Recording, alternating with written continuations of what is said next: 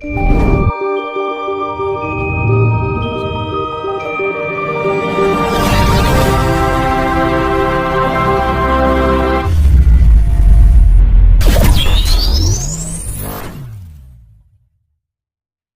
kan masih beruntung kan gitu, karena apa, di Jawa termasuk Nusantara itu termasuk daerah yang berkelimpahan air kan, kehijauannya dari apa namanya, Nusantara dan Jawa ini khususnya itu kan juga luar biasa, nggak kayak di negara-negara lain kan gitu kan. Makanya kan leluhur kita ada bilang, yang dibilang itu kan sok bakale Cina Londo kari sak judu, Jawa kari separuh kan gitu. Ya itu diambil, ya itu tadi ibaratnya separuh itu kan 50%. 50% itu tergolong adalah Asia Tenggara. Dan sak judu itu dalam arti 2%. Cina Londo dari sak judu itu 2%. Jadi kumulatif dunia 5% kan gitu. Makanya kan di dalam Bharatayuda Jaya binangan antara Kurawa dan Pandawa, Pandawa 5, Kurawa 100, perbandingannya adalah 5:100 kan gitu. Jadi ya ibaratnya 100 ya dari 5 gitu aja, 5% dari 100.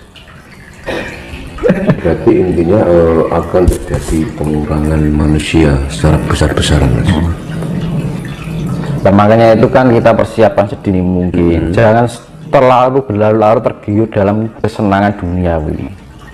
Yang kesenangan duniawi memang mengenakan, ya kan, kita bisa ini bisa itu, ya kan. Nah itu malah kita kalau terlalu keduniawian, akhirnya kita menjauhkan dari sifat rasa bersyukur kan gitu.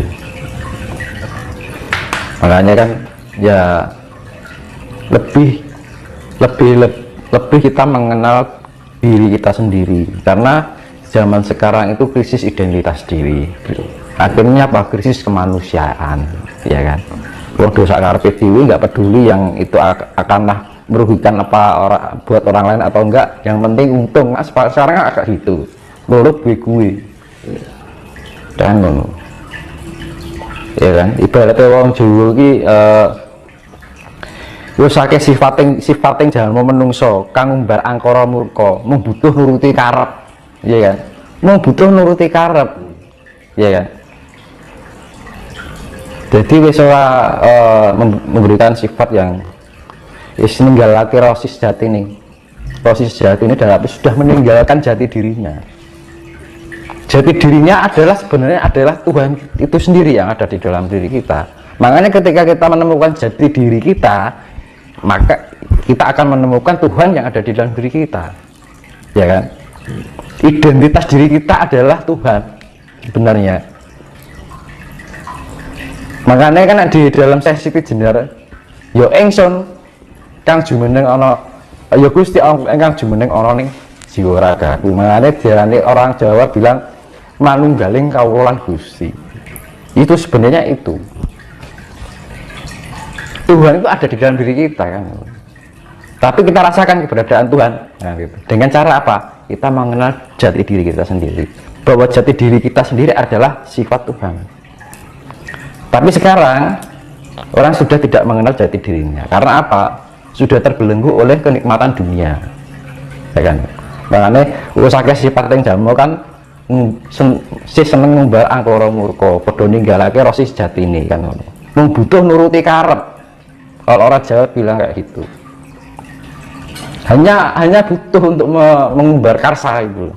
Akhirnya apa? Karsa itu mendunia, ya kan. Dan Jawa ini sebenarnya menuntut untuk mengenal jati diri. Karena apa?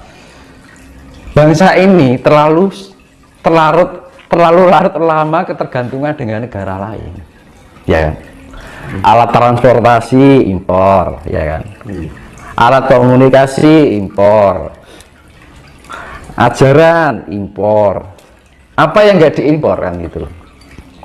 Tapi keberadaan kekayaan yang dimiliki oleh Jawa sendiri, nggak hanya ajarannya, alamnya, ajarannya itu juga murni ya gitu.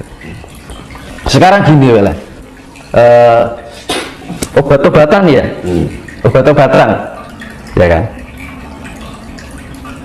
Jawa itu loh ataupun Nusantara ini penuh dengan berbagai jenis tanaman herbal yang mengandung obat-obatan nah, tapi kenapa tidak digunakan? Kalau misalkan negara ini kita para petinggi negara memanfaatkan tabib-tabib untuk dikumpulkan menjadi suatu membuat ramuan-ramuan segala penyakit yang ada di dunia ini, seharusnya bisa. Tapi apa? Zaman sekarang sudah ketergantungan dengan bahan kimia. Kenapa di luar negeri membuat obat dengan bahan kimia? Karena di sana nggak ada kelengkapan ramuan herbal dari alam yang kayak ada di sini. Gitu. Nah, kadang-kadang orang kita Nusantara itu kurang kreatif gitu loh. Apa-apa serba impor, ya kan. Jadi terlalu lama larut dengan ketergantungan dengan negara lain. Bahwa kita kekayaan alam kita sudah lengkap, nggak kita manfaatkan, malah diekspor, ya kan.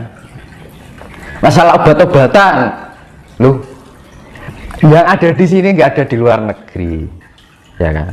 Tapi orang sekarang mengimpor dari jamu obat-obatan kimia dari negeri lain, contohnya vaksin, lebih racun kan gitu kan. Sebenarnya nggak usah itu pakai kemampuan tradisional herbal di Nusantara ini, kalau mau ya banyak gitu loh. Nggak usah impor mas. Ya, seharusnya kayak petinggi-petinggi ini mengumpulkan para tabib Nusantara gitu misalkan. Para tabib-tabib dari Kalimantan, Jawa, Bali, Lombok, Sumatera, jadikan satu. Tabib-tabib ini, negara kita terbebas dari virus, kebal semua, ya kan. Orang luar negeri bikin virus apapun lepas, ya kan, nggak mempan. Tapi kenapa nggak dimanfaatkan? Karena apa? Negara kita ini sudah terlalu lama terlarut dalam ketergantungan dengan negara lain, tidak pernah menggunakan kekayaan-kekayaan yang dimiliki oleh negara ini. Kadang-kadang kurang kreatif gitu loh. Apa ya, kok hanya selalu dipikir sana. Nah, jati diri Nusantara ini sudah hilang. Ya kan? Kekayaan sudah diberikan kelimpahan, ya kan? Jenis obat-obatan serba ada, rempah-rempah ada, ya kan? Makanya makanan di luar negeri serba hambar. Karena apa? Rempah-rempahnya kosong, nggak kayak di sini.